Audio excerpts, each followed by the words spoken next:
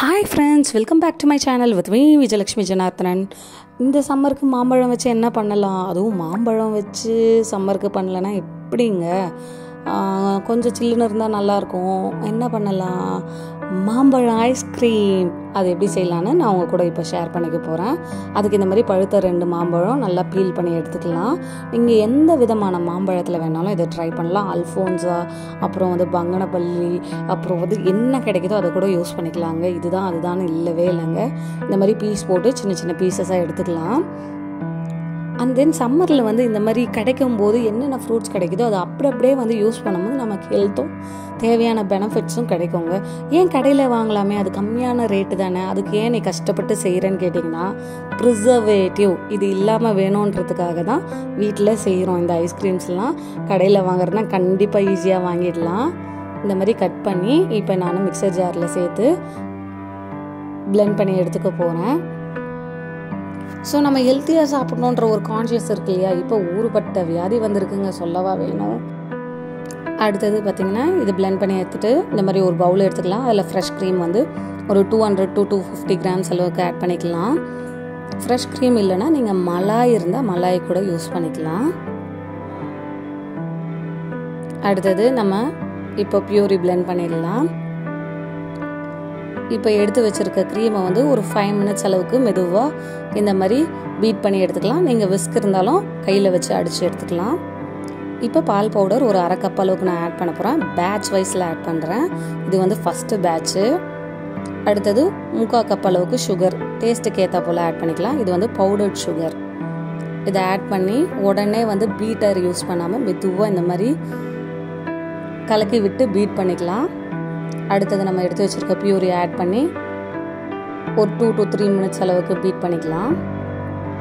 நீங்கள் கையிலேயே இது பண்ணலாங்க. இந்த மாதிரி பீட்ரு வேணும்லாம் அவசியமே இல்லைங்க. நமக்கு விஸ்க் இருந்தால் அதுவே போதும். கொஞ்சம் எக்ஸ்ட்ரா சுகர் வேணும்னு சுகர் ஆட் பண்ணுறேன்.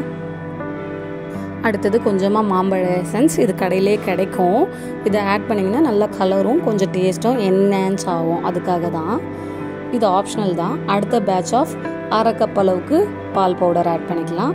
அது கூட 1 கிளாஸ் அளவுக்கு காய்ச்சி ஆற வச்சு எடுத்த பால் ஆட் பண்ணிக்கலாம். இப்போ இதை ஆட் பண்ணி நல்லா இந்த மாதிரி பீட் பண்ணி எடுத்துக்கலாம். ஒரு 2 மினிட்ஸ் அளவுக்கு. பாருங்கள், நல்லா ரெடி ஆகிடுச்சு. இப்போ ஒரு ட்ரே எடுத்து உங்களுக்கு எந்த ட்ரே வேணாலும் யூஸ் பண்ணலாங்க.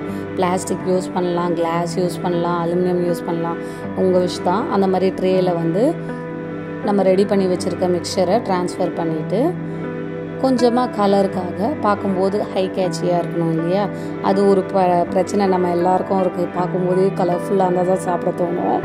அதுக்காக இந்த மாதிரி அந்த எசன்ஸ் யூஸ் பண்ணி கலர்ஸ் மேக் பண்ணிக்கிறேன். அடுத்தது கொஞ்சமாக ட்ரை ஃப்ரூட்ஸ் எது வேணாலும் ஆட் பண்ணிக்கலாம். நான் இங்கே டியூட்டி ஃப்ரூட்டி என்கிட்ட இருந்துச்சு, அதனால் அதை மட்டும் ஓரத்தில் ஆட் பண்ணிக்கிறேன். அது அதிகமாக சேர்த்துட்டோம்னா நமக்கு மாம்பழ ஃப்ளேவர் கொஞ்சம் கம்மியாகிடும். அதுக்காக கம்மியாக தான் ஆட் பண்ணுறேன்.